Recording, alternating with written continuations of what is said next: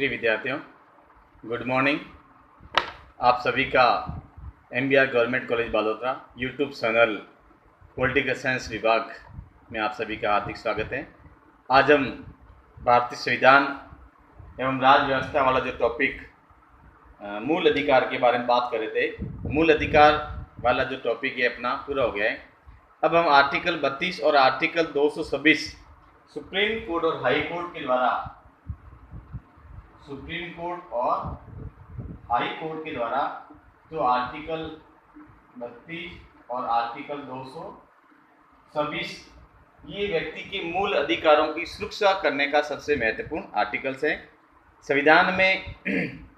अगर मूल अधिकारों का कहीं हनन होता है, व्यक्ति के अधिकारों का हनन होता है, तो उसमें हमने पढ़ा था कि आर्टिकल 32 संवैधानिक उपचारों का जो अधिकार है, संवैधानिक उपचारों के अधिकार के द्वारा व्यक्ति के उन अधिकारों की न्यायालय द्वारा सुरक्षा प्रदान की जा सकती है। तो इनके द्वारा जो विभिन्न प्रकार की जो 5 प्रकार की जो रिटें जारी की जाती हैं, उस 5 प्रकार की जो रिट जारी की जाती हैं उसका हम आज उल्लेख करेंगे कि वो कौन कौन से 5 प्रकार की प्रमुख न्यायालय द्वारा जारी किए गए जो लेख हैं जिसमें व्यक्ति के मौलिक अधिकार की सुरक्षा प्रदान की जा सकती है। तो उसका सबसे महत्वपूर्ण पहला है बंदी प्रत्यक्षीकरण। उसका पहला है बंदी प्रत्यक्षीकरण।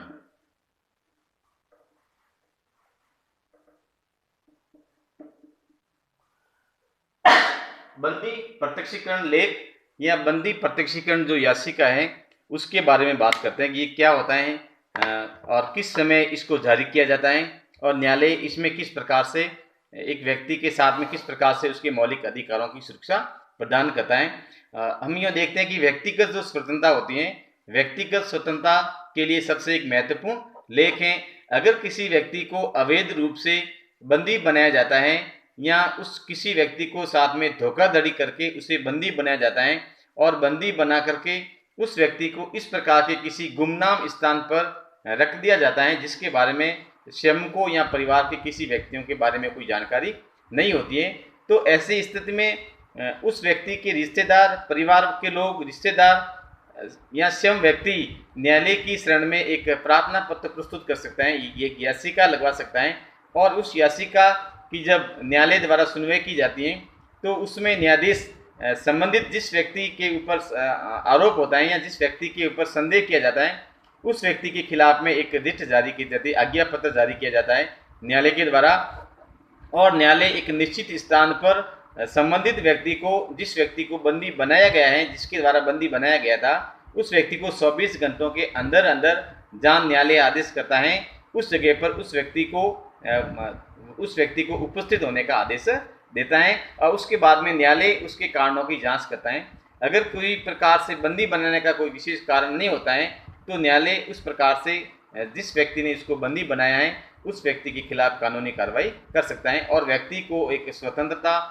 प्रदान करवाता है या उसे जीवन जीने का एक स्वतंत्र अधिकार प्रदान करता है। तो इस प्रकार से हम कहते हैं कि जो बंदी प्रत्यक्षीकरण जो लेख है या याचिका है, ये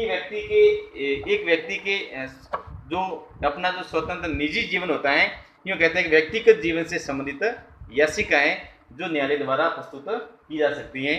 और अगर किसी व्यक्ति को बंदी बना करके कोई लंबी दूरी पर ले जाया जाता है तो ऐसी स्थिति में न्यायालय के द्वारा जब उसका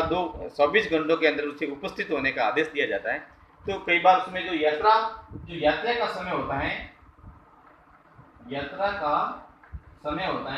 वो यात्रा का समय साथ में काउंट नहीं किया जाता है और बल्कि 24 घंटे के अंदर अंदर उस व्यक्ति को जहाँ न्यायालय कहता है वहां पर उपस्थित का आदेश दिया जाता है। इस प्रकार से ये पहली है बंदी प्रत्यक्षीकरण। दूसरी हम बात करते हैं कि प्रतिषेध। दूसरी जो हमारी रिट है उसका नाम है प्रतिषेध। तो इस प्रकार की जो रिट है, प्रतिषेध जो प्रकार की जो रिट है, इसका सीधा अर्थ है कि न्यायालय में किसी भी मामले को रोकना। तो ये आज्ञा पत्र सर्वोच्च न्यायालय तथा उच्च न्यायालयों के द्वारा निम्न न्यायालय या अर्ध न्यायिक न्यायाधिकरणों को जारी करते हुए आदेश दिया जाता है कि इस मामले में अपने यहाँ कार्रवाई न करे, क्योंकि यह मामला इसके क्षेत्राधिकार से बाहर का है। यानी कि इसमें हम देखते हैं कि जो प्रतिषेध जो याचिका होती है, ये जो हाई कोर्ट या सुप्रीम कोर्ट के द्वारा जो लगाई जाती हैं, ये उच्च न्यायालय के द्वारा जो लगाई जाती हैं, और उच्च न्यायालय के द्वारा जो नीचे के जो न्यायालय होते हैं, ठीक है ना, निम्न न्यायालय या खंड न्यायालय या न्यायिक जो निम्न न्यायालय जो अधिकरण होते हैं, तो उस न्यायालय के द्वारा इस जो निम्न न्यायालय होता है, इनको आदेश दिया जाता है कि आप संबंधित मामले की कार्रवाई को रोक दे, क्योंकि ये जो मामला है आपके अधिकार क्षेत्र में नहीं आता है, इसलिए आप इसके ऊपर किसी भी प्रकार की कार्रवाई नहीं करें। तो इस प्रकार से ये आता है प्रतिषेध आता है। और दूसरा आता है उत्प्रेषण, तीसरा है उत्प्रेषण। उत्प्रेषण लेके उत्प्रेषण में क्या होता है, ये आज्ञा पत्र अधिकांशतः किसी विवाद को निम्न न्यायालय से उच्च न्यायालय में भेजने के लिए जारी किया जाता है। यानी कि ये जो विवाद है उच्च न्यायालयों के पास में निम्न न्यायालय से विवाद को ऊपर भेजा जाता है, जिसमें वो अपनी शक्ति से अधिक अधिकारों का प्रयोग न करे या अपनी शक्ति का दुरुपयोग न करे। इस आधार पर उच्च न्यायालय निम्न न्यायालयों के न्यायाधीशों से किसी विवाद के संबंध में सूचना प्राप्त भी कर सकते हैं। यानी कि इसमें क्या होता है, निम्न न्यायालय के द्वारा उच्च न्यायालय को जो भी सूचना होती है, जो भी कार्रवाई होती है, इसकी पूरी की पूरी जो फाइल होती है, उस फाइल को इसको ऊपर के न्यायालय को भेजा जाता है। तो आप लोग ये ध्यान रखना विद्यार्थी, इसमें कई बार जो दोनों प्रकार के हैं, प्रतिषेध और उत्प्रेषण जो लेख है, इसमें कई बार आपको एग्जाम में अंतर भी पूछा जाता है कि दोनों में क्या अंतर है। तो इसमें आपको देखना प्रतिषेध यानी कि रोकना,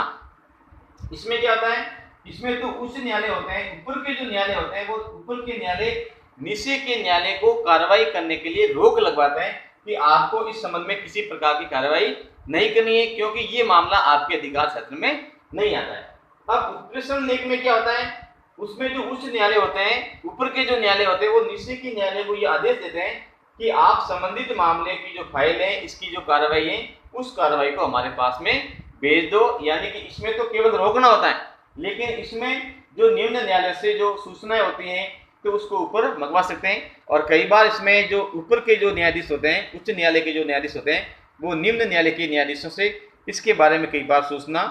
इसको व्यक्तिगत रूप से उससे पूछ भी सकते हैं। तो इस प्रकार से प्रतिषेध एवं उत्प्रेषण जो लेख होता है, उस दोनों में क्या अंतर है आप लोग समझ गए होंगे। आगे हम बात करते हैं परमादेश, चौथे प्रकार की है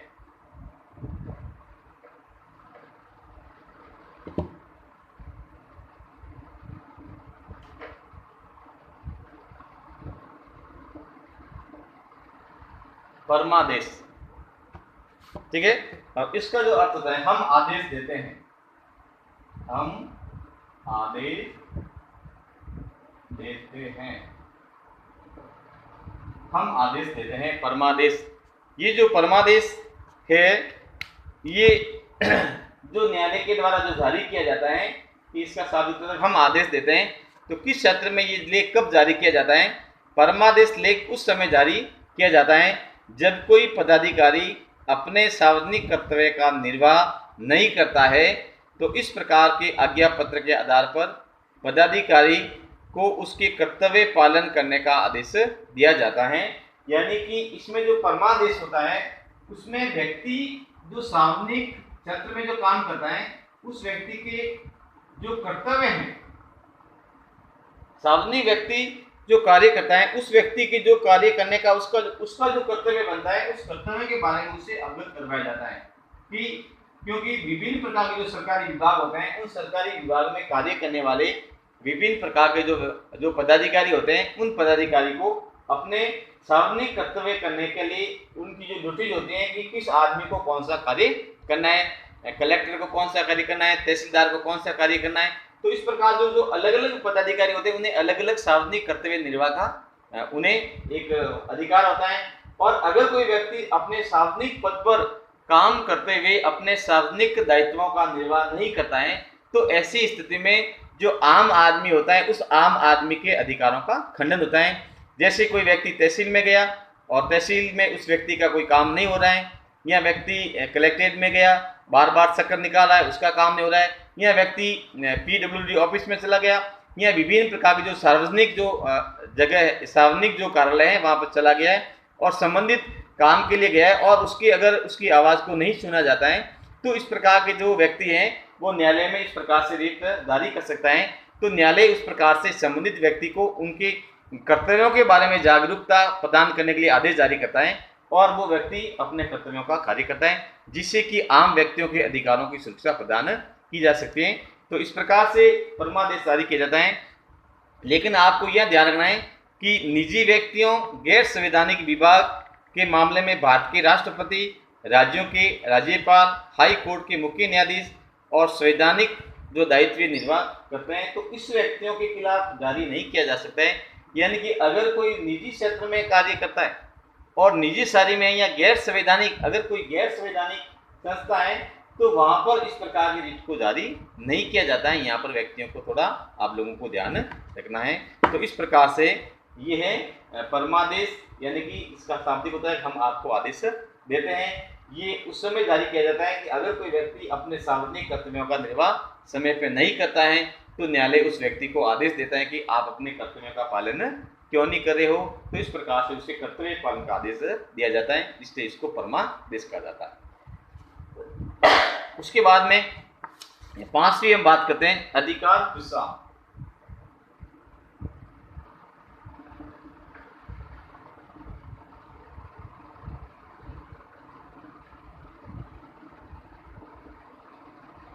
पांचवी हमारी है अधिकार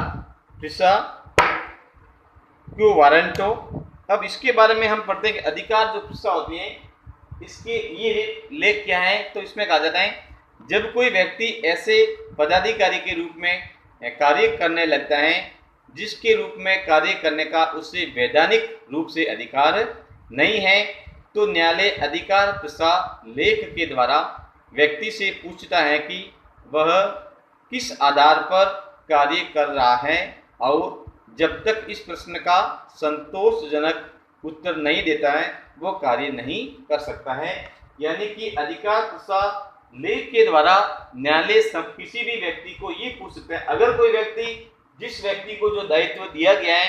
वो दायित्व से हटकर कार्य कराएं, यानी कि उसके पास में ऐसा कार्य करने का अधिकार नहीं है, उसके बाद में भी वो व्यक्ति उन अधिकारों का प्रयोग कर रहा है, तो ऐसी स्थिति में न्यायालय उस व्यक्ति से पूछ सकता है कि तुम किस कैपेसिटी में इस प्रकार के कर्तव्यों का निर्वाह कर रहे हो या इस प्रकार के कार्यों को आप क्रियान्वित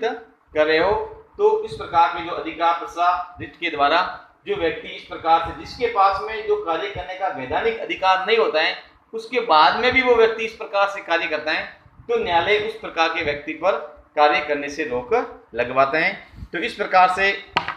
आप लोग समझ गए होंगे कि न्यायालय द्वारा 5 प्रकार प्रमुख रूप से कौन कौन से लेख जारी किए जाते हैं, और ये जो लेख हैं ये अक्सर परीक्षा में पूछे जाते हैं, और करीब करीब ये देखने को मिलता है कि आप लोग जो कंपटीशन का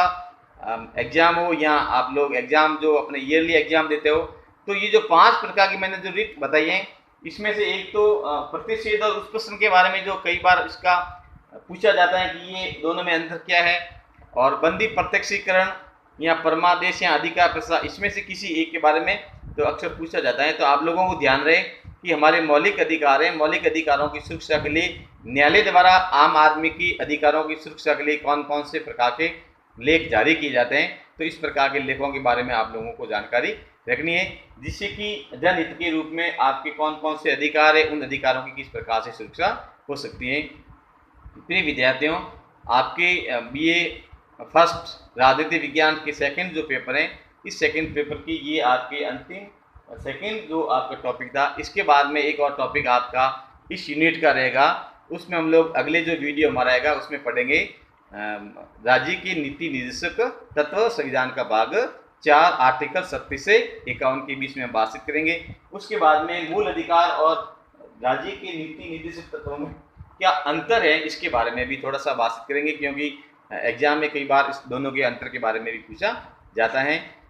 बहुत से विद्यार्थी मैं देखता हूं कि वीडियो को लाइक कर रहे हैं या वीडियो कंटिन्यू देख रहे हैं, लेकिन अभी जिन विद्यार्थियों का एडमिशन हुआ है अभी हमारे जो प्रवेश सूची हैं,